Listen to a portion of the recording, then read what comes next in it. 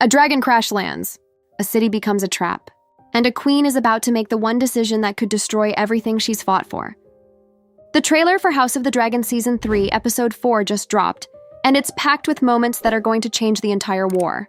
So if you thought things were intense before, you have no idea what's coming next.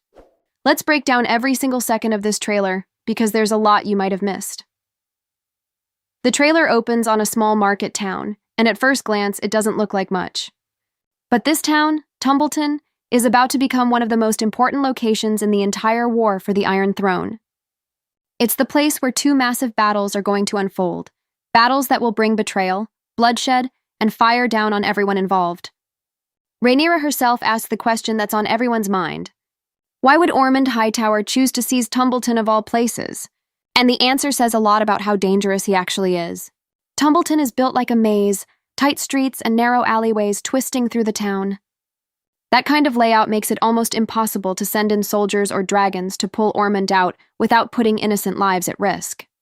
This wasn't a random choice. Ormund picked this town on purpose. He knows exactly what he's doing. By hiding himself among ordinary people, he's forcing Rhaenyra into an impossible position.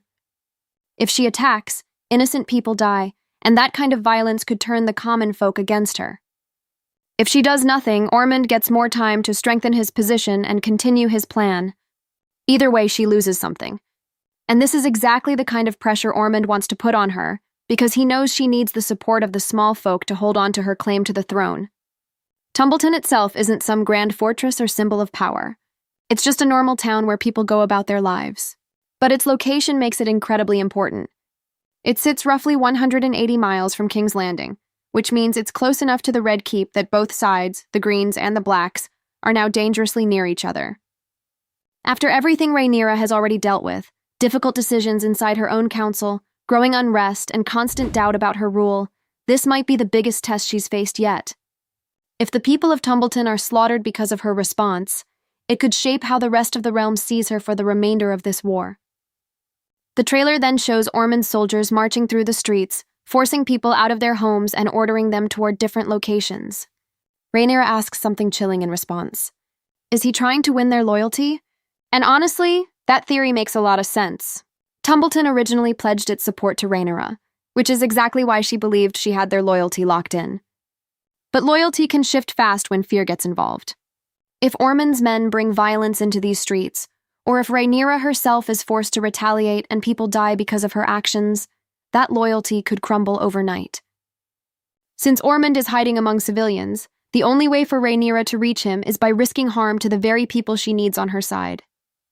And whoever survives that kind of devastation is likely to switch their allegiance completely. This is the trap. This is why Tumbleton matters so much. It isn't just a battlefield. It's a test of who Rhaenyra really is as a ruler, and whether she's willing to make the same brutal choices her enemies are making. The tension here isn't about swords and dragons. It's about impossible choices and how far someone is willing to go to hold on to power. And based on what we're seeing in this trailer, that question is about to be answered in the most devastating way possible. While Rhaenyra is dealing with the nightmare unfolding in Tumbleton, the trailer shifts to another storyline that's just as dangerous, but in a completely different way. We see Aegon and Larys strong together, clearly on the run and trying to stay alive after barely escaping death. Larys turns to Aegon and warns him that the men around them only hold loyalty to themselves. That single line tells us so much about what's coming. These two aren't safe. They're surrounded by people who could turn on them the moment it benefits them more. This also confirms that Aegon is still hiding his true identity, because revealing who he really is right now would almost certainly get him killed. The two of them are making their way toward Rook's Rest, the same location where Aegon barely survived a brutal dragon battle. And in the middle of this journey, we get a devastating shot. Melee's Rhaenys's dragon lying dead on the ground after crash landing. This is the aftermath of everything that happened in the previous episode, and seeing her corpse here isn't just for shock value.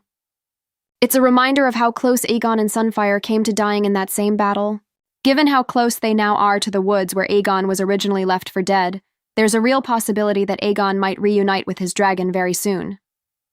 That would be a massive turning point, because right now Aegon is powerless. He has no dragon, no crown, and no protection beyond Larys's schemes. Getting Sunfire back could change everything about how this war plays out. But surviving isn't going to be easy for them. It looks like Egan and Larys are planning to disguise themselves as river folk to stay hidden. Except that plan runs into trouble almost immediately. One local makes it painfully clear how much he hates river folk, and just like that, another obstacle stands in their way. Even trying to blend in isn't safe for these two anymore. From here, the trailer shifts to the growing crisis happening back at the Red Keep, and this part hits differently because it's not about dragons or battles. It's about something far more dangerous in the long run: money. Daemon points out something the council has been avoiding. Their soldiers need to be paid or they risk losing them completely. This isn't a small problem. An army that isn't paid is an army that stops fighting, or worse, turns against the people it's supposed to protect. This is just one more crack in the foundation of Rhaenyra's rule, on top of everything else she's already dealing with.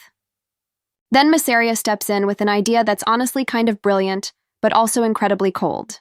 She suggests naming a master of coin, someone the people can blame once they realize how limited the crown's resources actually are. In other words, give the people someone else to be angry at, so Rhaenyra doesn't take the full hit herself. It's a smart political move, but it also shows just how desperate things have become behind closed doors. To fix the treasury, taxes are likely coming, and that's never something the common people react well to. This move might protect Rhaenyra from direct blame in the short term, but it's also going to create more resentment among the small folk, the same people she desperately needs to stay loyal to her. The person chosen for this impossible job is Lord Bartimos Celtigar, and whoever holds that position now is walking straight into a storm of public anger. After this, the trailer takes us to Harrenhal, where Sir Criston Cole and his men finally arrive, only to be met by Alice Rivers. They demand to know where Prince Aemond is, warning her that she'd better cooperate. As they say this, a strange and unsettling sound plays in the background, hinting that something disturbing is about to happen to these men. Alice responds with a simple, almost amused, "Oh my," and that reaction alone tells you she isn't afraid of them at all.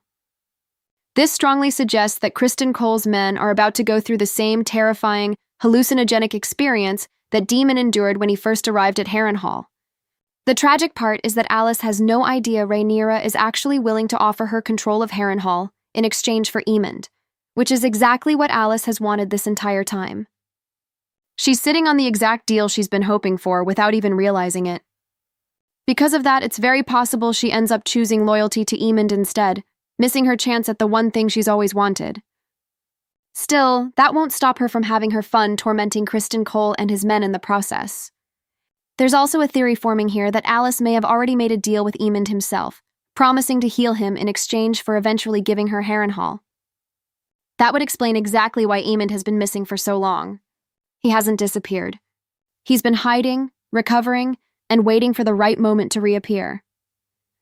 The trailer then takes us back to Tumbleton, where we see Ormund Hightower emerging through a set of doors, and he's not alone. Two people we saw earlier in the trailer are with him, and one of them appears wounded. That detail alone tells us something important. Ormund's men aren't showing mercy to anyone who resists them. This isn't a controlled occupation. It's a violent takeover, and anyone who pushes back is paying the price for it. As this scene plays out, we hear Ormund's voice speaking over the footage, and what he says reveals exactly what's driving him. He claims his purpose is to restore the rightful line to the Iron Throne. This single line explains almost everything about his mindset.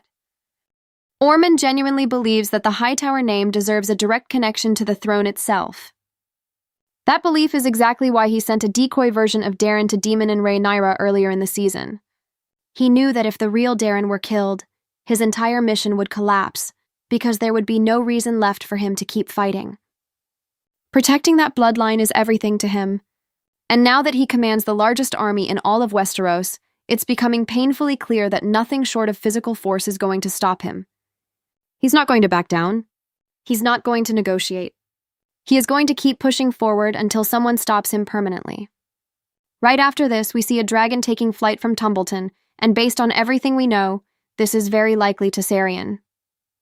Darren's dragon has remained with Ormund this entire time, and this is almost certainly the same dragon responsible for the destruction we saw at the end of the previous episode. Having a dragon under his control changes everything about how dangerous Ormund actually is. He's no longer just a man with an army. He's a man with fire at his command, and he's not afraid to use it. The trailer closes with Ormund speaking one final chilling line. He says it is the will of the gods, right as the dragon lands in Tumbleton. Moments later, we see dragon fire lighting up the sky, and the shot of Ormund staring into the distance is bathed in a deep orange glow. Something, or someone, is being burned alive in this moment, and the way the trailer chooses to end on this image makes it clear just how much devastation is coming. This final shot forces us to think about something much bigger than just battles and bloodshed. It's about how differently Ormund and Rhaenyra view the power of dragons, and honestly, this contrast might be one of the most important parts of the entire season. Ormund is doing exactly what Viserys once warned everyone never to do. Viserys always said that dragons hold a kind of power that no man should ever try to control or manipulate for personal gain. And yet here is Ormund, essentially letting that power run wild, using it as a weapon without any hesitation or restraint. This mindset closely mirrors the same dangerous thinking Daemon once had, back when he viewed anyone who rode a dragon as something close to a god. It seems like Ormund has adopted that same belief about himself now that he controls Tessarion. He's not just using a dragon, he's starting to see himself as untouchable because of it. Rhaenyra, on the other hand, has taken a completely different path. After her conversation with the Septon, she's begun to see dragons in a different light altogether. Instead of viewing them purely as weapons or symbols of dominance, she's starting to understand them as a kind of magic born out of darkness, something that carries real spiritual weight for the people of the realm. She recognizes that the faith people hold in dragons is powerful, and she understands that turning that belief into an enemy could be incredibly dangerous for her rule. Dragons aren't just tools of war to her. They're something that binds the realm together, something tied to faith and belief in a way that goes far beyond simple combat. This puts Rhaenyra and Ormund on two completely opposite ends of the spectrum when it comes to how they view the very creatures that could decide the outcome of this entire war. It raises a huge question heading into this next episode. Will Rhaenyra hold on to this more careful, respectful approach to dragons, or will the pressure of losing Tumbleton finally push her to use that power the same way her father always warned against? Because right now, it's starting to feel like restraint might not be an option much longer. With Ormund unleashing fire and destruction without hesitation, and innocent lives already hanging in the balance, Rhaenyra may be forced into making a choice that goes against everything she's tried to stand for since taking the Iron Throne. And that final image of fire lighting up the night sky over Tumbleton makes one thing very clear. This upcoming episode isn't going to give us the same kind of quiet, intimate moments we saw before. Instead, it's setting the stage for something much bigger, much more violent, and far more consequential for everyone involved in this war for the throne.